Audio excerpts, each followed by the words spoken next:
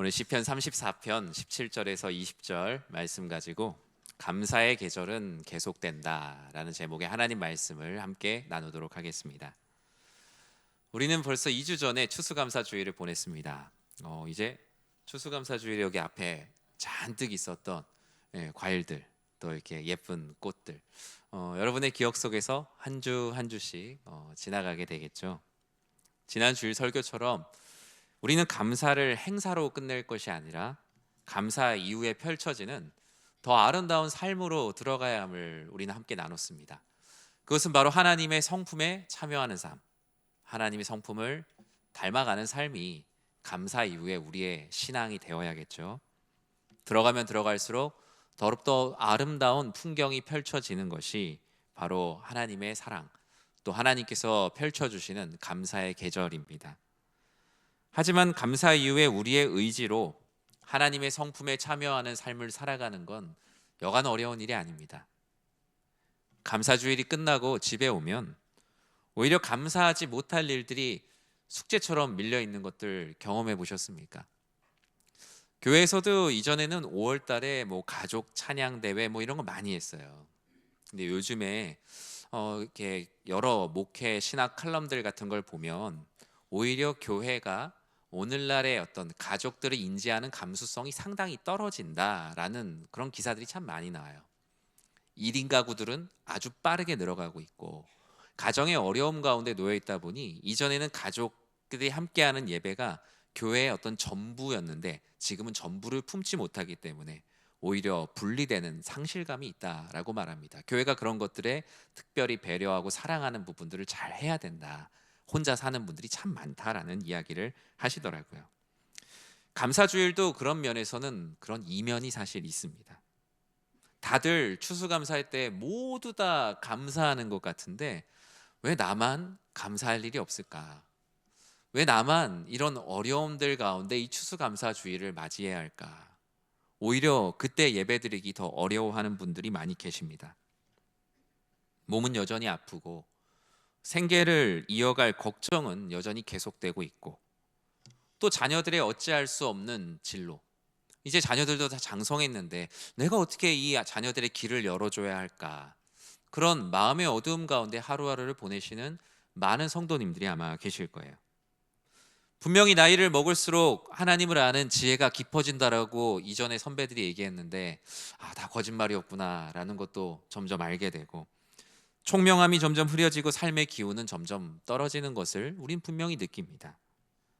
그래서 신방을 가거나 성도님들을 면담하다 보면 가끔 그런 말씀을 하세요.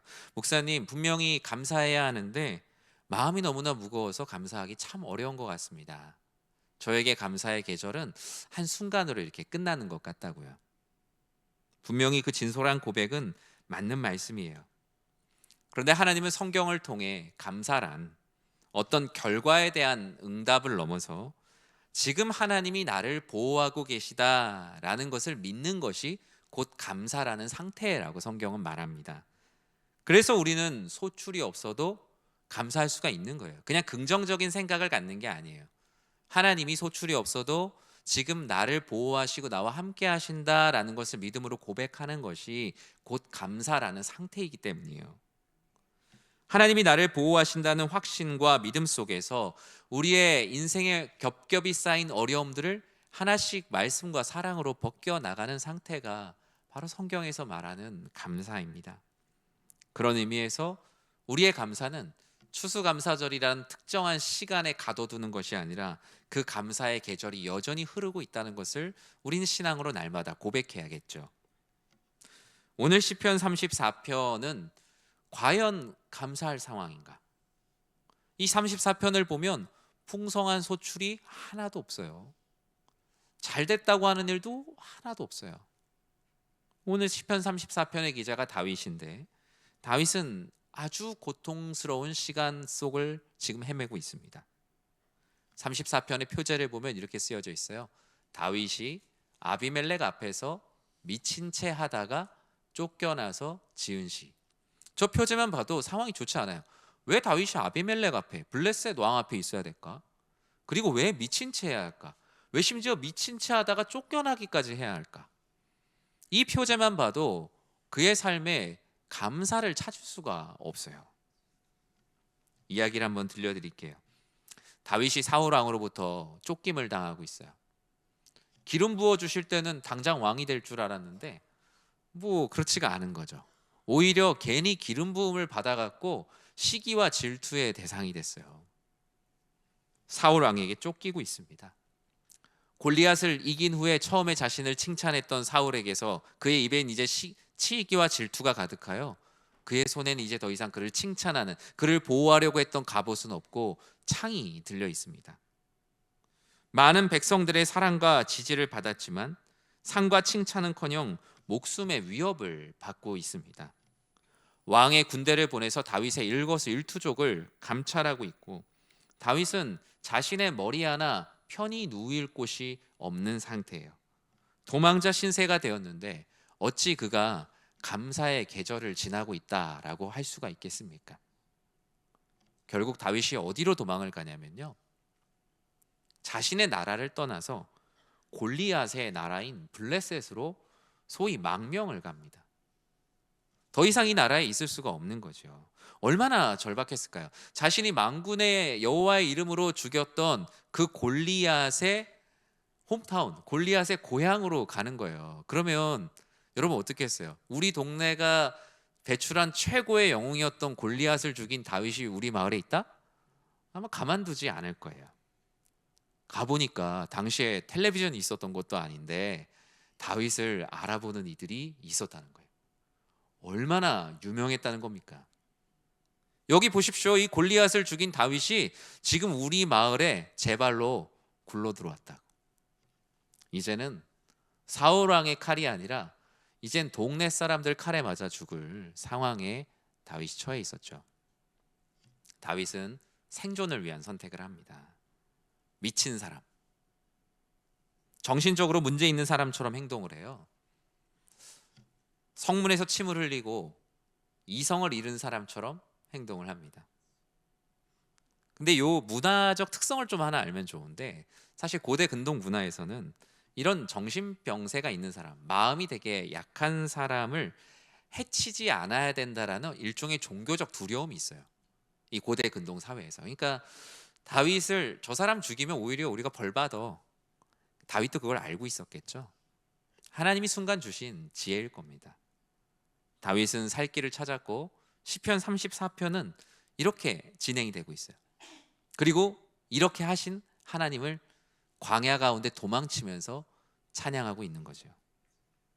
시편 34편은 어쩌면 감사할 일이 대단히 많아서 하나님을 찬양하는 뭐 대승적인 승리의 찬양이 아니라 사실은 패잔병의 노래 같은 말씀이에요. 졌어요. 왕이었다가 다른 나라 와 있어요. 그런데 거기서 미친 척까지 했어요. 얼마나 이 자괴감이 들겠어요. 그 가운데서 광야로 가는 길에 하나님을 생각하니 갑자기 생각지도 않은 노래가 나온 거예요. 하나님 감사합니다. 하나님 저를 인도해 주셔서 감사합니다. 사실 궁전이 아니고 도망자의 굴로 향하고 있는 다윗, 기쁨이 아닌 공포와 수치와 굴욕 속에서 이 하나님을 만나고 있는데 어떻게 하나님을 찬양할 수가 있을까요? 아마 다윗의 감사가 상황과 결과를 통한 응답이었다면 다윗은 하나님께 감사하다는 기도를 할 수가 없죠. 그럼에도 불구하고 다윗에게 이 감사의 계절이 계속되고 있는 이유는 다윗에게 감사란 어떤 결과가 아니라 지금 하나님께서 나를 보호하고 계시다, 그리고 그것을 믿는 나의 믿음이 있다면 나는 감사라는 상태에 머물고 있는 거예요. 오늘 본문은 이렇게 다윗과 같이 감사의 계절의 계속됨을 지키고 싶은 성도들에게 주시는 하나님의 보호를 말씀하고 있습니다. 우리 17절 말씀을 같이 한번 읽어볼게요. 의인이 부르짖음에 여호와께서 들으시고 그들의 모든 환난에서 건지셨도다. 아멘. 우리 안에 감사의 계절이 하나의 행사가 아니라 끊임없이 계속되려면 우리는 첫 번째로 나의 기도를 하나님께서 듣고 계심을 확신할 때 우리 여러분들 안에 감사의 계절이 계속됨을 믿으시기 바랍니다. 본문은 말씀합니다. 의인이 부르짖으면, 의인이 여호와 하나님께 부르짖으면 여호와 하나님께서 반드시 들으신다라는 거예요. 이 세상에는 우리가 말해도 대답하지 않는 사람들 많죠. 이 세상을 향해서 여러분 원망을 하면 세상이 여러분들에게 대답해 줍니까? 대답 안 해줍니다. 어느 정도 능력이 있고 권세가 있고 이 세상은 대답해 줄 사람들한테만 대답합니다. 그런데 하나님께서 말씀하세요. 하나님 앞에 신실하게 여호와 하나님을 향하여 부르짖는 자들은 여호와 하나님께서 반드시 들으실 뿐만 아니라 들은 것으로 끝나지 않고 그들의 모든 환난에서 건지신다. 하나님께서 들으시는 이 하나님의 경청은 듣는 수동적 행위로 끝나는 것이 아니라 듣고 그들을 건지시는 적극적인 움직임으로 옮겨진다라고 말씀하세요. 오늘 본문에서 말하는 부르짖음은 그냥 자신의 상황의 정보를 전달하는 것이 아니에요. 하나님, 제가 요즘 이런 일들로 힘듭니다. 알고 계십시오. 이런 정보의 전달이 기도는 아닌 거죠. 이 다윗에게 있어서 이 부르짖음이란 고통 속에서 그냥 빵 터져서 흘러나오는 거예요. 사울 왕에게 쫓길 때, 블레셋 왕에게 위기에 처했을 때, 또 광야로 던져진 것 같아 어디로 가야 될지 모르고 정처 없이 광야를 떠도는 그의 목숨의 위협이 모든 받는 순간 가운데 그냥 터져서 흘러나온 기도예요. 여러분, 감사를 어떻게 합니까? 하나님께 감사할 때 우리는 되게 하나님 앞에서도 체면을 참 많이 차려요. 멋진 정장을 입고 아름다운 드레스를 입고 우아하게 손잡고 목례하는 것이 하나님께 감사가 아닙니다. 하나님 앞에 감사하는 것에는 처절함이 있습니다. 하나님 앞에 그냥 우리의 고통이 펑 터져서 흘러나오는 그 흘러나오는 기도가 우리들에게 있습니다. 정말 깊은 감사는 내면으로부터 그냥 터지는 것이죠. 사랑하는 성도 여러분, 감사의 계절은 어떤 문제가 해결된 순간에만 존재하는 것이 아닙니다. 우리 자녀가 이번에 대학을 잘 가게 하셔서 감사합니다. 감사해야 되는 일은 맞아요. 그런데 그것으로 그냥 한번 점을 찍고 끝나는 것이 아니죠. 계속 흘러갈 수 있도록 내가 이 감사를 어떻게 계속 이어갈 것인가, 이 점과 같은 감사를 어떻게 선을 만들 것인가, 이 선과 같이 이어지는 감사를 어떻게 하면 면을 만들 것인가, 어떻게 하면 이 면과 같은 감사를 붙여서 공간을 만들 것인가. 우리의 감사는 점으로, 선으로, 면으로, 공간으로 끊임없이 입체적으로 계속되어야 하죠. 감사는 결과가 아니라 하나님께서 나의 기도를 듣고 계신다, 나의 부르짖음을 듣고 계신다, 그 확신 자체가 감사가 될 때만 우리의 감사가 점에서 선이 될 수 있어요. 안 그러면 우리의 감사가요 그냥 점만 있어요. 좋은 일 있을 때 한번 점 빵 찍고 또 다음에 감사할 일 있으면 점 딱 찍고, 근데 점과 점 사이가 이어지지 않아요. 그 사이에는 불평과 원망, 오히려 하나님을 향한 아쉬운 마음들만 가득해요. 전 우리 사랑하는 성도님들이 점이 점선이 되고 그리고 선이 되고 면이 되고 하나의 공간을 이루는 입체적인 감사가 되시길 진심으로 축복합니다. 우리의 감사는 그래서 추수감사라고는 하지만 추수의 때에만 있지 않죠. 씨를 뿌릴 때도 감사하죠. 씨를 뿌릴 수 있도록 이른 비를 주셔서 감사하고, 그것이 조금씩 자라갈 수 있음에도 감사하고, 가뭄과 홍수가 일어날 때에도 나의 밭과 같은 인생을 지켜주셔서 감사하고, 때로는 긴 겨울의 기근을 오랫동안 버텨야 할 때에도 감사한 것이죠. 왜냐하면 그 모든 순간 가운데 하나님께서 우리의 기도를 들으시고 우리를 모든 환난 가운데서 건져주실 것이기 때문이에요.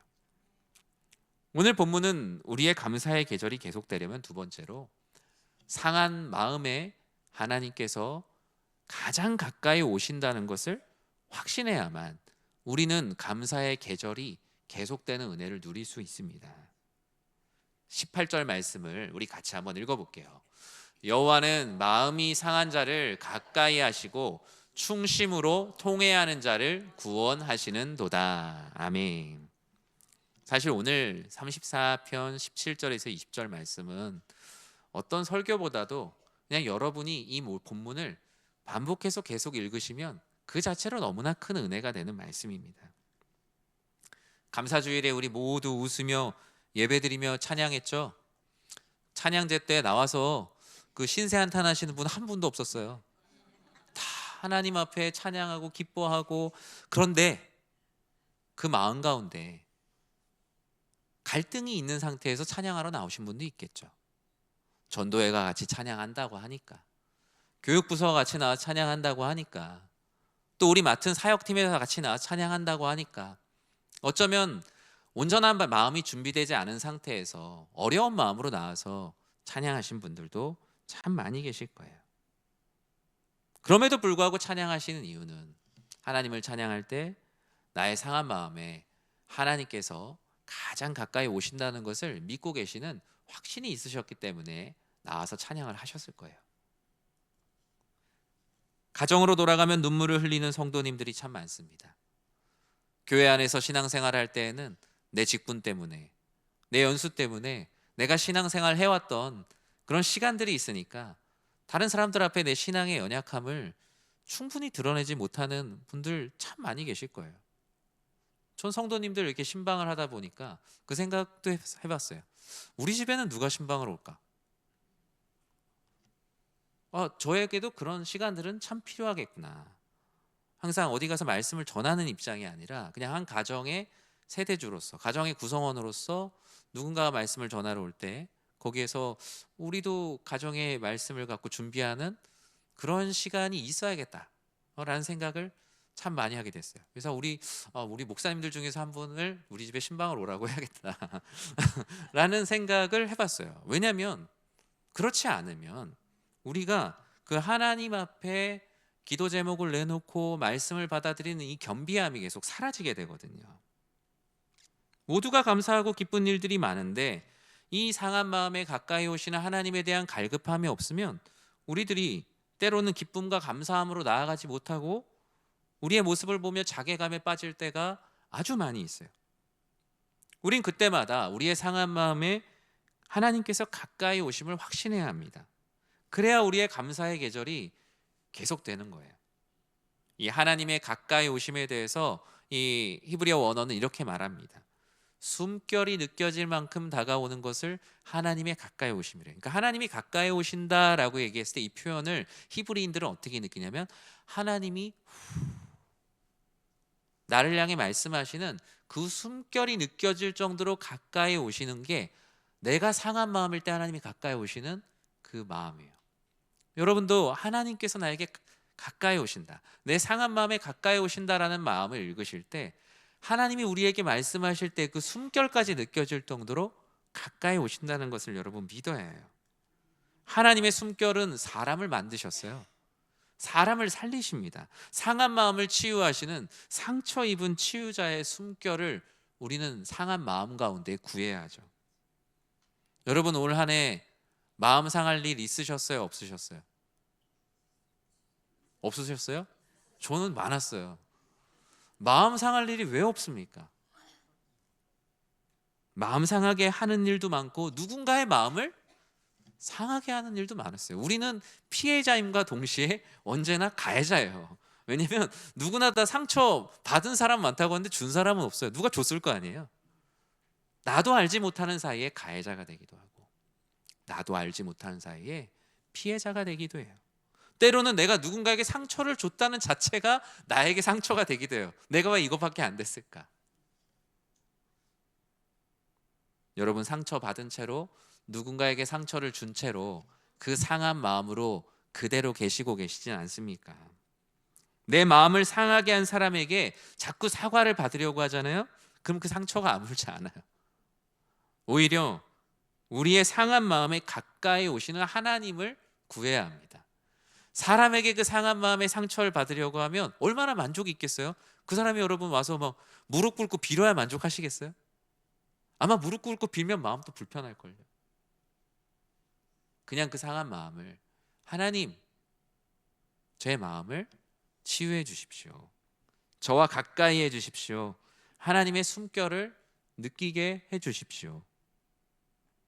이와 같이 주의 도움을 간절히 구할 때 사랑하는 하나님께서 여러분들의 상한 마음에 다 찾아가셔서 내가 위로한다, 내가 너와 함께한다, 두려워하지 말아라 라고 말씀하실 거예요. 저는 우리 사랑하는 성도님들의 감사의 계절이 계속되도록 나의 상한 마음에 하나님께서 가까이 오시기를 날마다 구하시는 모두가 되시길 진심으로 축복합니다. 사람들은요, 기뻐하는 사람, 상 받는 사람 옆에서는 같이 사진 찍어요. 유명한 사람 옆에 가서 막 이렇게 하고 사진 찍지, 오늘 지금 죄 지어갖고 구속되는 사람 옆에 가서 막 이러고 사진 찍는 사람 보셨어요? 없어요. 다 이 사람하고 사진 찍어서 나도 뭔가 좀 득이 될 만한 그런 사람들한테 가까이 하지, 그렇지 않은 사람 옆에 괜히 갔다가 같은 사람으로 이렇게 몰릴까 봐 가까이 하지 않습니다. 세상은 나에게 도움되는 사람 옆에 가까이 하죠. 그러나 하나님은 사람의 성정과 다르세요. 모든 사람이 함께하지 않는 그곳에 가서 그와 함께 하십니다. 가늠한 여인이라고 붙잡혀 와서 돌로 침 당할 때 그 가운데서 구원해 주시고 모든 사람들이 돌아갔을 때도 그 여인 옆에 있었던 분이 바로 예수님 아니겠어요? 하나님은 하나님에게 도움되는 사람 옆에 계시는 분이 아니시죠. 하나님이 우리의 도움이 뭐가 필요하시겠습니까? 하나님은 하나님의 도움을 간절히 구하는 사람들, 하나님 제 마음이 상하였습니다, 제 마음에 제 스스로 어느 것도 할 수 없습니다 라고 고백하는 사람들에게 가까이 하신다는 것을 여러분 꼭 믿으시기 바랍니다. 오늘 본문은 마지막으로 충심으로 통회하는 자를 구하신다는 것, 충심으로 통회하는 자들을 하나님께서 구하신다는 것을 우리는 확신을 해야 합니다. 감사의 계절이 계속된다는 것, 충심으로 통회하는 자라고 하면 보통 우리가 내가 열심히 충성의 마음으로 회개하는 자들에게 주님께서 은혜를 주신다 이렇게 많이 아마 이해하실 거예요. 근데 원문의 뜻은 내가 열심히 하나님 앞에 회개하면 날 구하신다라는 의미보단 이 충심으로 통회하는 자라는 의미는 마음이 짓눌리고 으스러진 사람을 말합니다. 완전히 더 이상 아무것도 할 수 없어서 손 하나 까딱할 수 없는 그 상황, 이것은 어떤 상황이냐면요, 하나님 내 힘으로 할 수 있는 것이 아무것도 없습니다 라면서 하나님 앞에 모든 것을 완전히 항복한 사람, 교만이 완전히 부서진 사람, 오직 하나님밖에 의지할 것이 없다라며 나의 죄악된 마음을 다 놓은 사람, 그런 사람이 바로 충심으로 통회하는 자입니다.